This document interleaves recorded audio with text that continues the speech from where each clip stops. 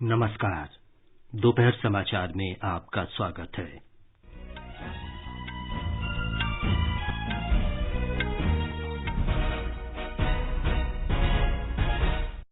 प्रधानमंत्री ने Tokyo Olympic में भारतीय दल से देश भर के 75 विद्यालयों में विद्यार्थियों को कुपोषण के बारे में जागरूक करने तथा खेलों के बारे में प्रेरित करने का आग्रह किया। प्रधानमंत्री शुक्रवार को गुजरात के ऐतिहासिक सोमनाथ मंदिर में विभिन्न परियोजनाओं का वीडियो कॉन्फ्रेंस के माध्यम से उद्घाटन करेंगे और आधारशिला रखेंगे। उच्चतम न्यायालय ने अंतरिम आदेश में राष्ट्रीय रक्षा अकादमी परीक्षा में महिलाओं को शामिल होने की अनुमति दी। राष्ट्रव्यापी टीकाकरण अभियान के अंतर्गत अब तक 56 करोड़ 6 लाख से अधिक कोविड टीके लगाए गए। देश में कोविड से स्वस्थ होने की दर 97.52% हुई। पिछले 24 घंटों के दौरान 35,000 से अधिक नए रोगियों की पुष्टि। तेलंगाना में 1/3 से अधिक आबादी को कोविड रोधी टीके लगाए गए। असम में कोविड के बढ़ते मामलों के मद्देनजर आज से रात का कर्फ्यू लगाया गया। नवीन और नवीकरणीय ऊर्जा मंत्री राजकुमार सिंह ने कहा, भारत ने ऊर्जा उत्पादन, स्वच्छ ऊर्जा तथा कार्बन उत्सर्जन में कमी लाने का रिकॉर्ड बनाया। उत्तर प्रदेश सरकार ने विधानसभा में मौजूदा वित्त वर्ष के लिए पूरक बजट पेश किया। बिहार में पंचायत चुनाव इस वर्ष 11 चरणों में 24 सितंबर से 12 दिसंबर के बीच कराए जाएंगे। और भारतीय खिलाड़ी आज नैरोबी में विश्व एथलेटिक्स अंडर 20 चैंपियनशिप में भाग लेंगे।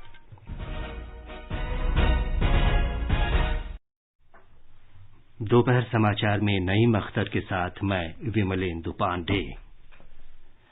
देश भर में 18 वर्ष से अधिक आयु वर्ग के लिए सरकारी केंद्रों में कोविड टीकाकरण अभियान जारी है।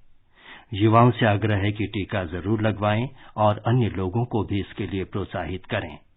जब तक आवश्यक न हो घर से बाहर न निकलें और सुरक्षा के 3 सरल उपायों का पालन करें। मास्क लगाएं, 2 गज की सुरक्षित दूरी बनाए रखें और हाथ और चेहरा साफ रखें। कोविड संबंधी जानकारी और मार्गदर्शन के लिए राष्ट्रीय हेल्पलाइन नंबर 011-2397-8046 और 1075 पर संपर्क करें। अब समाचार विस्तार से। प्रधानमंत्री ने टोक्यो ओलंपिक के भारतीय दल से 15 अगस्त 2023 तक 75 विद्यालयों में जाने का आग्रह किया है। श्री मोदी ने उनसे विद्यार्थियों के साथ 1 घंटा बिताने और उन्हें कुपोषण के बारे में जागरूक करने तथा खेलों के लिए प्रेरित करने का भी आग्रह किया। प्रधानमंत्री ने ओलंपिक से लौटे भारतीय एथलीटों के साथ उनकी बातचीत का एक वीडियो साझा किया है। हमारे देश में ऐसा तो नहीं है कि कोई खाने का प्रबंध की कमी है, लेकिन कभी खाना, क्या खाना, कब खाना, कितना खाना, पानी शुद्ध होना चाहिए, इन विषयों में थोड़ी उदासीनता है। तो मैं आपसे एक अपेक्षा करता हूं कि आप एक तो खुद कॉलेज के बच्चों से मिले तो क्या बोलना, स्कूल के बच्चों से मिले तो क्या बताना, प्राइमरी बच्चों से मिले, ऐसे 3-4 विषय तैयार करके ऑनलाइन सब अवेलेबल होता है। मैं भी आपको नोट भेज दे, डिपार्टमेंट ऐसी व्यवस्था करूंगा। लेकिन आप एक लेक्चर तैयार कीजिए और उनको समझाइए, और मैं समझता हूं कि बहुत बड़ी सेवा होगी। प्रधानमंत्री के साथ संवाद के दौरान महिला हॉकी टीम ने ओलंपिक में मैच हारने के बाद फोन करके टीम का हौसला बढ़ाने के लिए प्रधानमंत्री का धन्यवाद किया। श्री मोदी ने ओलंपिक पदक विजेता पीवी सिंधु को आइसक्रीम खिलाई। ओलंपिक खेलों से पहले प्रधानमंत्री ने सिंधु से फोन पर बातचीत की थी और टोक्यो से लौटने के बाद आइसक्रीम खिलाने का वायदा किया था। मुक्केबाज मैरी कॉम से बातचीत करते हुए श्री मोदी ने कहा कि खेलों के लिए उनका बहुमूल्य योगदान रहा और देश के लिए उन्होंने बहुत कुछ किया। प्रधानमंत्री ने सोमवार को अपने आवास पर नाश्ते पर भारतीय ओलंपिक दल से मुलाकात की थी। स्वतंत्रता दिवस पर लाल किले की प्राचीर से अपने संबोधन में प्रधानमंत्री ने एथलीटों के शानदार प्रदर्शन की सराहना की थी। ओडिशा सरकार ने राष्ट्रीय हॉकी टीम को प्रायोजित करने की अवधि 10 वर्ष के लिए आगे बढ़ा दी है। मुख्यमंत्री नवीन पटनायक ने कल भुवनेश्वर में पुरुषों और महिलाओं की राष्ट्रीय हॉकी टीमों के ओलंपिक खिलाड़ियों के स्वागत के लिए आयोजित समारोह में ये घोषणा की। पुरुषों और महिलाओं की राष्ट्रीय हॉकी टीम को प्रायोजित करने की अवधि 10 वर्ष के लिए बढ़ाए जाने की घोषणा करते हुए मुख्यमंत्री नवीन पटनायक ने कहा कि ओडिशा और हॉकी एक दूसरे का पर्यायवाची बनने के लिए वचनबद्ध हैं। उन्होंने कहा कि भारतीय हॉकी के लिए एक नए युग की शुरुआत होगी और राष्ट्र का गौरव लौटेगा। मुख्यमंत्री पटनायक ने टोक्यो ओलंपिक में ऐतिहासिक जीत पर प्रत्येक खिलाड़ी को 10 लाख रुपए और सहयोगी स्टाफ को 5 लाख रुपए प्रदान किए। इस अवसर पर पुरुष हॉकी टीम के कप्तान मनप्रीत सिंह ने कहा कि टोक्यो ओलंपिक 2020 में उनकी सफलता में ओडिशा का अहम योगदान है। भुवनेश्वर से गिरीश चंद्र दास की रिपोर्ट के साथ समाचार कक्ष से निखिल कुमार। प्रधानमंत्री नरेंद्र मोदी शुक्रवार को गुजरात के ऐतिहासिक सोमनाथ मंदिर में 83 करोड़ रुपए के विभिन्न परियोजनाओं का वीडियो कॉन्फ्रेंस के जरिए उद्घाटन करेंगे और आधारशिला रखेंगे। ऐतिहासिक सोमनाथ मंदिर में जिन 3 परियोजनाओं का उद्घाटन करने वाले हैं, इसमें करीब 1 किलोमीटर लंबे समुद्र दर्शन मार्ग शामिल है। मंदिर के पीछे 49 करोड़ रुपए के खर्च से बने इस मार्ग पर सुंदर रोशनी, बैठने के लिए बेंचेस, रंगीन चारपाइयां आदि की सुविधा दी गई है। इसी तरह प्राचीन कलाकृतियों के संग्रह के लिए 75 लाख रुपए के खर्च से एक म्यूजियम बनाया गया है, जबकि पुराने सोमनाथ मंदिर का नवीनीकरण करके इसे अहल्याबाई होलकर मंदिर का नाम दिया गया है। इनके अलावा प्रधानमंत्री सोमनाथ मंदिर के निकट पार्वती मंदिर का भूमि पूजन भी करेंगे। योगेश पंड्या, आकाशवाणी समाचार, अहमदाबाद। उच्चतम न्यायालय ने अंतरिम आदेश पारित कर महिलाओं को राष्ट्रीय रक्षा अकादमी एनडीए प्रवेश परीक्षा देने की अनुमति दी है। न्यायमूर्ति संजय किशन कौल और ऋषिकेश राय की खंडपीठ ने महिला उम्मीदवारों को एनडीए परीक्षा में बैठने की अनुमति देने की मांग करने वाली याचिका के संदर्भ में ये अंतरिम आदेश दिया। शीर्ष न्यायालय ने कहा है कि महिलाओं को एनडीए परीक्षा देने की अनुमति होनी चाहिए। ये समाचार हमारी वेबसाइट newsonair.com/hindi और हमारे mobile app news on AIR पर भी उपलब्ध हैं। चलो मिलकर एक शुरुआत करें, चलो एक फैसला आज करें, मास्क नहीं तो टोकेंगे, कोरोना को रोकेंगे, चलो एक इरादा करते हैं, चलो कुछ वादा करते हैं, मास्क नहीं तो टोकेंगे, कोरोना को रोकेंगे। दोपहर समाचार में आपका फिर स्वागत है। देश में टीकाकरण अभियान के तहत अब तक 56 करोड़ 6 लाख से अधिक कोविड रोधी टीके लगाए गए हैं। केंद्रीय स्वास्थ्य मंत्रालय ने बताया है कि कल 55 लाख 5 हजार से अधिक टीके लगाए गए। इस दौरान 37,169 रोगी ठीक हुए हैं। राष्ट्रीय स्तर पर स्वस्थ होने की दर 97.52% हो गई है। अब तक 3 करोड़ 14 लाख से अधिक लोग संक्रमण मुक्त हो चुके हैं। देश में कल 35,178 लोगों में संक्रमण की पुष्टि हुई। वर्तमान में इलाज करा रहे रोगियों की संख्या लगभग 3,67,000 है। ये संख्या कुल संक्रमित रोगियों का 1.14% है, जो पिछले साल मार्च के बाद से सबसे कम है। दैनिक संक्रमण दर 1.96% पर बनी हुई है। मंत्रालय ने बताया है कि कोविड नमूनों की जांच क्षमता में काफी वृद्धि की गई है। अब तक 49 करोड़ 84 लाख नमूनों की जांच की जा चुकी है। तेलंगाना में 1/3 से अधिक आबादी को कोविड रोधी टीके लगाए जा चुके हैं। कल 1,62,000 से अधिक लोगों को टीके लगाने के साथ ही राज्य ने 1 करोड़ 65 लाख से अधिक टीके लगाने का आंकड़ा पार कर लिया। राज्य के चिकित्सा स्वास्थ्य विभाग ने बताया कि 1 करोड़ 25 लाख लोगों ने टीके की पहली खुराक और 42 लाख से अधिक लोगों ने टीके की दोनों खुराकें ले ली हैं। 18 से 44 वर्ष के आयु वर्ग में 68 लाख से अधिक और 45 वर्ष से अधिक आयु वर्ग में 86 लाख से अधिक लोगों ने टीके लगवा लिए हैं। राष्ट्रीय विषाणु विज्ञान संस्थान ने आशा व्यक्त की है कि बच्चों के लिए कोविड रोधी टीका अगले महीने तक उपलब्ध हो जाएगा। संस्थान की निदेशक प्रिया अब्राहम ने बताया कि वर्तमान में 2 से 18 वर्ष की आयु के बच्चों के लिए कोवैक्सीन टीके का दूसरा और तीसरा परीक्षण किया जा रहा है। कोविड के बारे में वैज्ञानिक विकास के संदर्भ में उन्होंने बताया कि जल्द ही इसके नतीजे आ जाएंगे। असम सरकार ने कोविड महामारी को फैलने से रोकने के प्रयासों के तहत राज्य में आज से रात्रि कर्फ्यू लगाया है। रात्रि कर्फ्यू शाम 7 बजे से सवेरे 5 बजे तक रहेगा। राज्य सरकार ने मौजूदा मानक संचालन प्रक्रिया में बदलाव किए हैं, जो अगले आदेश तक जारी रहेंगे। राज्य में कोविड के मरीजों की संख्या बढ़कर 5,81,398 होने और महामारी से मरने वालों की संख्या 5,513 होने के बाद नए आदेश जारी किए गए। सभी दुकानें, व्यापारिक प्रतिष्ठान, कार्यालय, बैंक शाम 6 बजे तक खुले रहेंगे। कामरूप जिले को छोड़कर निजी वाहनों को एक से दूसरे जिले में जाने की अनुमति होगी। सार्वजनिक वाहनों का आवागमन एक से दूसरे जिले में अगले आदेश तक स्थगित रहेगा। कोविड संबंधी राष्ट्रीय हेल्पलाइन नंबर हमारी वेबसाइट newsonair.gov.in पर उपलब्ध हैं। उत्तर प्रदेश सरकार ने आज विधानसभा में मौजूदा वित्त वर्ष के लिए पूरक बजट पेश किया। इससे पहले फरवरी में आम बजट प्रस्तुत किया गया था। ब्यौरा हमारे संवाददाता से। वित्त मंत्री सुरेश खन्ना ने मुख्यमंत्री योगी आदित्यनाथ की उपस्थिति में आज विधानसभा में 7,301.5 करोड़ रुपए का इस वर्ष का पहला अनुपूरक बजट प्रस्तुत किया। यह मांगे पूर्व में प्रस्तुत किए गए कुल बजट का 1.33% हैं। वित्त मंत्री ने कहा कि अनुपूरक मांगे सरकार के विभिन्न खर्चों के अंतर्गत आंगनबाड़ी और आशा कार्यकर्ताओं के कल्याण, अधिवक्ताओं, बिजली, गौवंश संरक्षण तथा अयोध्या में विकास तथा कई अन्य कार्यों के लिए हैं। 3,000 करोड़ रुपए युवाओं के रोजगार पर खर्च होंगे। बजट पर कल सदन में चर्चा होगी और इसे पारित कराया जाएगा। MS यादव, आकाशवाणी समाचार, लखनऊ। बिहार में 3 स्तरीय पंचायती राज संस्थानों के चुनाव इस वर्ष 11 चरणों में 24 सितंबर से 12 दिसंबर के बीच कराए जाएंगे। मुख्यमंत्री नीतीश कुमार की अध्यक्षता में राज्य मंत्रिमंडल की बैठक में ये फैसला किया गया।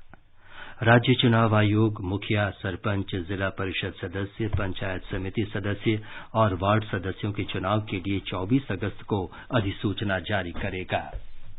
आगे बढ़ने से पहले मुख्य समाचारों पर एक नजर। प्रधानमंत्री ने टोक्यो ओलंपिक के भारतीय दल से देशभर के 75 विद्यालयों में विद्यार्थियों को कुपोषण के बारे में जागरूक करने और खेलों के बारे में प्रेरित करने का आग्रह किया। प्रधानमंत्री शुक्रवार को गुजरात के ऐतिहासिक सोमनाथ मंदिर में विभिन्न परियोजनाओं का वीडियो कॉन्फ्रेंस के माध्यम से उद्घाटन करेंगे और आधारशिला रखेंगे। उच्चतम न्यायालय ने अंतरिम आदेश में राष्ट्रीय रक्षा अकादमी परीक्षा में महिलाओं को शामिल होने की अनुमति दी। राष्ट्रव्यापी टीकाकरण अभियान के अंतर्गत अब तक 56 करोड़ 6 लाख से अधिक कोविड टीके लगाए गए। देश में कोविड से स्वस्थ होने की दर 97.52% हुई। पिछले 24 घंटे के दौरान 35,000 से अधिक नए रोगियों की पुष्टि। तेलंगाना में 1/3 से अधिक आबादी को कोविड रोधी टीके लगाए गए हैं। असम में कोविड के बढ़ते मामलों के मद्देनजर आज से रात का कर्फ्यू लगाया गया। नवीन और नवीकरणीय ऊर्जा मंत्री राजकुमार सिंह ने कहा, भारत ने ऊर्जा उत्पादन और स्वच्छ ऊर्जा तथा कार्बन उत्सर्जन में कमी लाने का रिकॉर्ड बनाया। उत्तर प्रदेश सरकार ने विधानसभा में मौजूदा वित्त वर्ष के लिए पूरक बजट पेश किया। बिहार में पंचायत चुनाव इस वर्ष 11 चरणों में 24 सितंबर से 12 दिसंबर के बीच कराए जाएंगे। और भारतीय खिलाड़ी आज नैरोबी में विश्व एथलेटिक्स अंडर 20 चैंपियनशिप में खेलेंगे। नवीन और नवीकरणीय ऊर्जा मंत्री राजकुमार सिंह ने कहा है कि भारत ने बिजली क्षेत्र में नई पहचान बनाई है। देश ने बिजली और स्वच्छ ऊर्जा के क्षेत्र में नया रिकॉर्ड बनाया है। उन्होंने कहा कि सरकार ने विद्युत क्षेत्र को आधुनिक और सक्षम बनाने के अनेक उपाय किए हैं, पारेषण नेटवर्क में सुधार किए हैं और स्मार्ट मीटर लगाए गए हैं। आकाशवाणी से विशेष भेंट में श्री सिंह ने कहा कि मौजूदा सरकार के सत्ता में आने के बाद देश में बिजली की कमी दूर हुई है और अतिरिक्त बिजली उत्पादन क्षमता हासिल कर ली गई है। उन्होंने कहा कि ग्रामीण और शहरी दोनों क्षेत्रों में बिजली आपूर्ति में महत्वपूर्ण सुधार हुआ है और प्रत्येक गांव तथा घर घर तक बिजली उपलब्ध करा दी गई है। Before our government came to office, our country was power deficit. We made it power surplus. We added about 182,000 megawatts of generation capacity. And today we are exporting power. The availability of power in rural areas used to be about 12 hours per day in 2015. Today it is 22 hours in rural areas. In urban areas, the national average, this includes the northeast, is about 23.5 hours. So this is what we have done.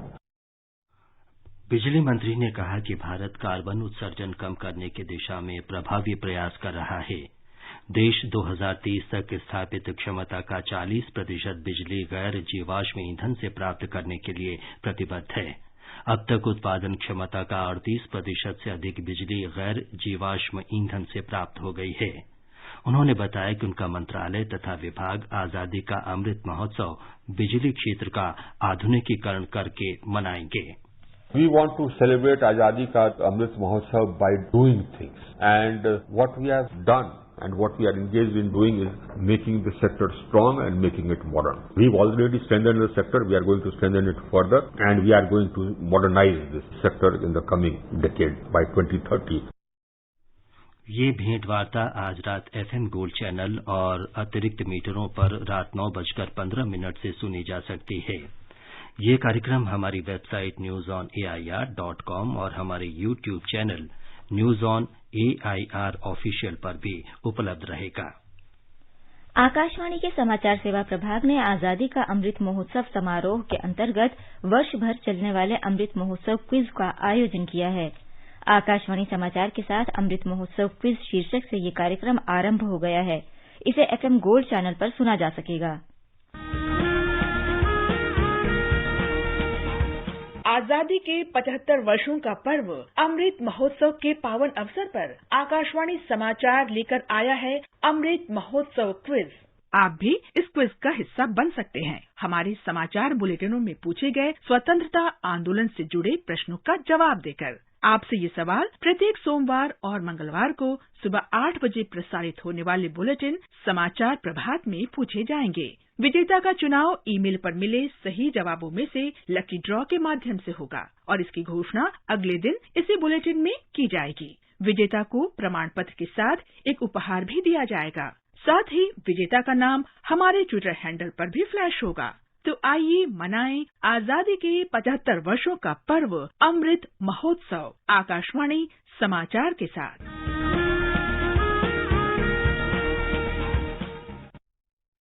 श्रोता email Amrit Mahotsav quiz@gmail.com पर अपने जवाब भेज सकते हैं।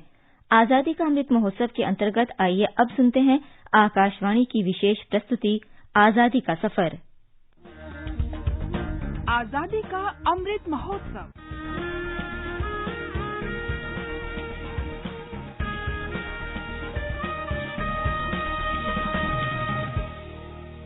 आजादी का सफर आकाशवाणी समाचार के संग एक राष्ट्र का जन्म, स्वाधीनता के लिए भारत का शानदार संघर्ष आधुनिक विश्व के महानतम संघर्षों में से एक है। आकाशवाणी समाचार आपके लिए रोजाना ला रहा है इस शानदार संघर्ष की झलक।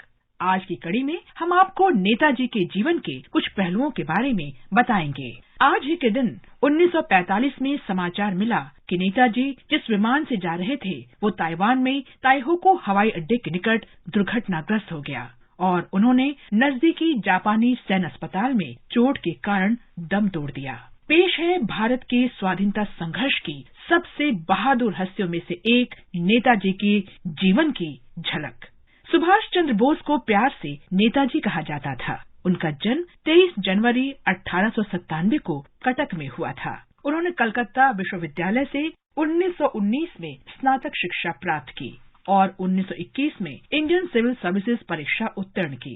कहा जाता है कि बाघ को लंबे समय तक पिंजरे में कैद नहीं रखा जा सकता। आजाद ख्याल के सुभाष चंद्र बोस ने चित्तरंजन दास से प्रभावित होकर सिविल सेवा से त्याग पत्र दे दिया। उन्होंने अंग्रेजों की दास्ता करने के बजाय अपने देश की आजादी के लिए कार्य करने का रास्ता चुना। सुभाष ने स्वराज का समर्थन किया। उनका विचार था कि आजादी दी नहीं जाती बल्कि ली जाती है। इसलिए उन्होंने अपनी मातृभूमि को विदेशियों के चंगुल से मुक्त कराने की रणनीति बनाई। इसके बाद उन्होंने कभी पीछे मुड़कर नहीं देखा। 1939 में दूसरा विश्व युद्ध शुरू होने के बाद नेताजी ने जन आंदोलन शुरू किया। इसके तहत उन्होंने देश भर के लोगों को एकजुट करना शुरू कर दिया।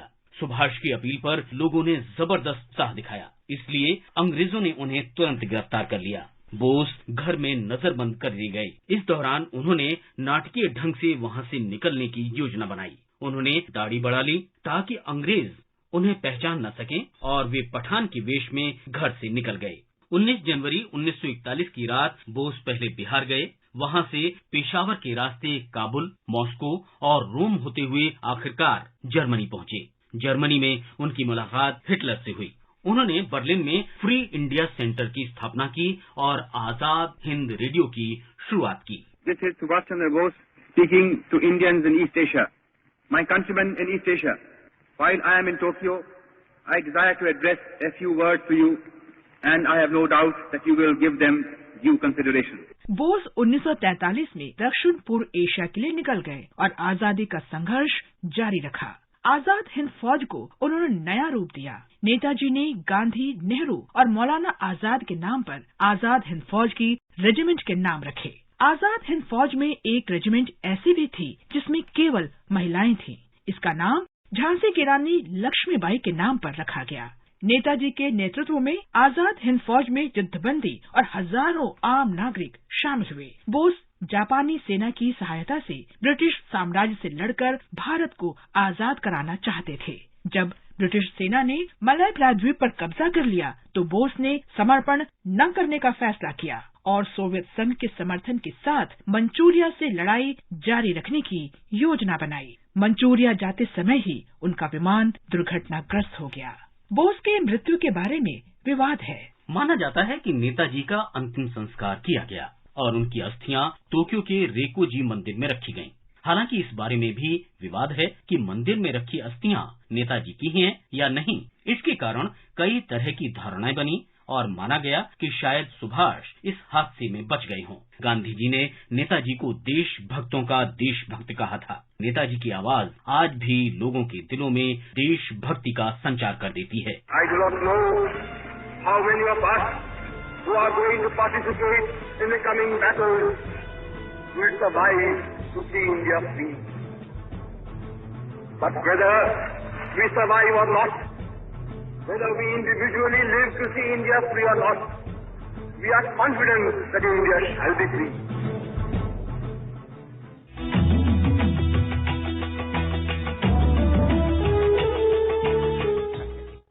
अगस्त को विजय लक्ष्मी पंडित की जयंती भी है। वे राजनेता और राजनयिक थीं। स्वतंत्रता से पहले भारत में कैबिनेट मंत्री बनने वाली वे पहली भारतीय महिला थीं। विजय लक्ष्मी पंडित संयुक्त राष्ट्र महासभा की पहली महिला अध्यक्ष भी थीं। आजादी का सफर आकाशवाणी समाचार के संग की ये कड़ी यहीं संपन्न होती है। कल फिर आपसे मुलाकात होगी।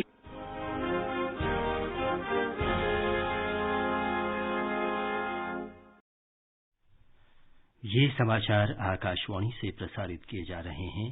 ताज़ा समाचार जानने के लिए आप हमारे Twitter handle @AIR News Hindi को फॉलो कर सकते हैं।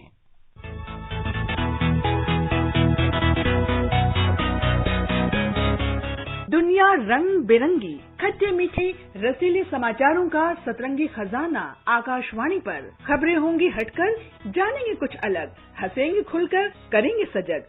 सुनना न भूलें सोमवार और मंगलवार 8 सवेरे तथा शनिवार और रविवार कार्यक्रम परिक्रमा में।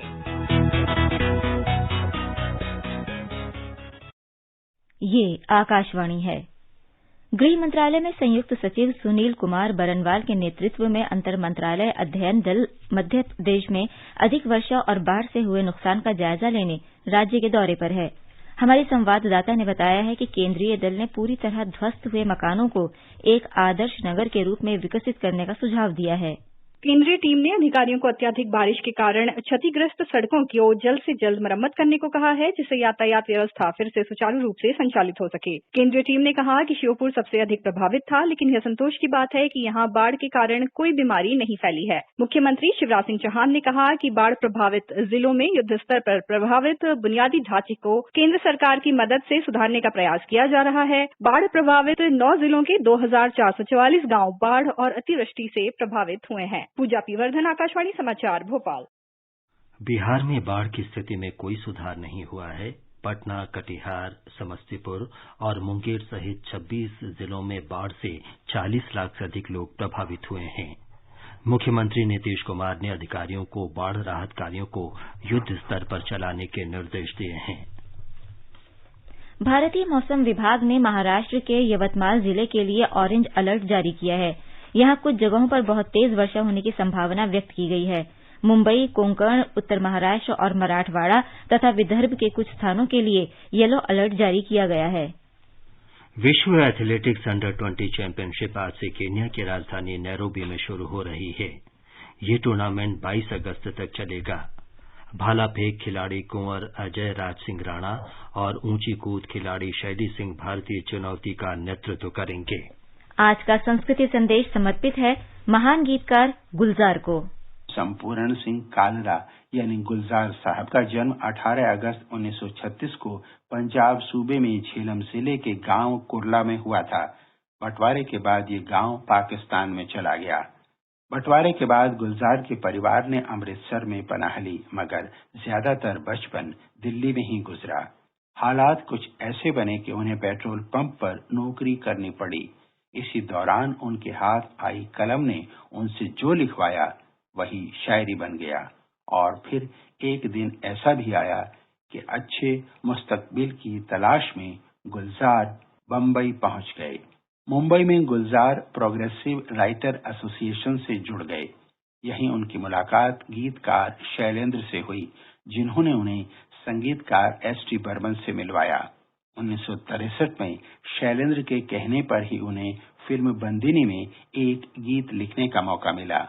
खास बात ये रही कि गुलजार के पहले गीत को ही लता मंगेशकर की आवाज मिली। गोरा गोरा अंग लैले, मोहे शाम रंग दे दे, छुप जाऊंगी रात ही में, मोहे पीका संग दे दे। बंदनी से मिली कामयाबी के बाद उनकी लेखनी ने रफ्तार पकड़ ली। उन्होंने ऋषिकेश मुखर्जी के लिए आनंद, गुड्डी, बावर्ची और नमक हराम तथा असित सेन के लिए 2 दूनी 4, सफर और खामोशी फिल्में लिखी। वो शाम कुछ अजीब थी, ये शाम भी अजीब है, वो कल भी पास पास थी, वो आज भी करीब। 1971 में उन्होंने मेरे अपने फिल्म का निर्माण किया। इसके बाद 1972 में उन्होंने एक और भावपूर्ण फिल्म बनाई, कोशिश। 1988 में गुलजार ने दूरदर्शन के लिए मिर्जा गालिब धारावाहिक बनाया। मिर्जा गालिब के बाद उन्होंने तहरीर मुंशी प्रेमचंद की धारावाहिक भी बनाया। इस बीच उनकी गजलों के एल्बम भी खूब सराहे गए। जाने से पहले ट्रेजेडी क्वीन मीना कुमारी वसीयत में अपनी सारी शायरी गुलजार के नाम कर गईं। गुलजार ने शायरी का संपादन कर उसे एक किताब की शक्ल दे दी, जिसका नाम रखा मीना कुमारी की शायरी। गुलजार को 2002 में उनके लघु कथा संग्रह धुआं के लिए साहित्य अकादमी पुरस्कार, 2004 में पद्म भूषण, 2009 में स्लम डॉग मिलेनियर गीत के लिए ऑस्कर और ग्रैमी सम्मान मिले। उन्हें दादा साहेब फाल्के पुरस्कार के अलावा 9 बार सर्वश्रेष्ठ गीतकार का फिल्म फेयर पुरस्कार भी मिला। गुलजार ने हर फन और हर दौर में अपनी कलम का लोहा मनवाया है और उनकी कलम का ये जादू आज भी जारी है। दिल ढूंढता है फिर वही फुर्सत के रात दिन, दिल ढूंढता है फिर वही फुर्सत के रात दिन, बैठे रहे तसव्वुरे जाना किए हुए। अंत में मुख्य समाचार एक बार फिर। प्रधानमंत्री ने टोक्यो ओलंपिक के भारतीय दल से देश भर के 75 विद्यालयों में विद्यार्थियों को कुपोषण के बारे में जागरूक करने और खेलों के बारे में प्रेरित करने का आग्रह किया। प्रधानमंत्री शुक्रवार को गुजरात के ऐतिहासिक सोमनाथ मंदिर में विभिन्न परियोजनाओं का वीडियो कॉन्फ्रेंस के माध्यम से उद्घाटन करेंगे और आधारशिला रखेंगे। उच्चतम न्यायालय ने अंतरिम आदेश में राष्ट्रीय रक्षा अकादमी में महिलाओं को शामिल होने की अनुमति दी। राष्ट्रव्यापी टीकाकरण अभियान के अंतर्गत अब तक 56 करोड़ 6 लाख से अधिक कोविड रोधी टीके लगाए गए। देश में कोविड से स्वस्थ होने की दर 97.52% हुई। पिछले 24 घंटों के दौरान 35,000 से अधिक नए रोगियों की पुष्टि। और तेलंगाना में 1/3 से अधिक आबादी को कोविड रोधी टीके लगाए गए। असम में कोविड के बढ़ते मामलों के मद्देनजर आज से रात का कर्फ्यू लगाया गया।